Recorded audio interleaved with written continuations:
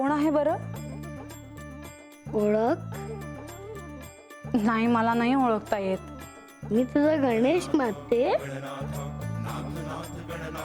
तू आहेस तर थांब, मी तुला आता बघते.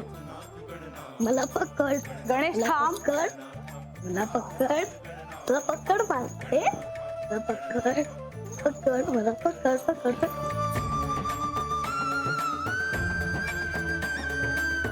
मी तुझ्यावर रागवले आहे. असं का बोलतेस माते?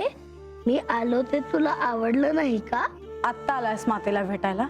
तुला इतक्या दिवसात मातेला भेटावंसं नाही वाटलं? मातेची आठवण देखील नाही आली तुला? काहीच नाही वाटलं ना तुला?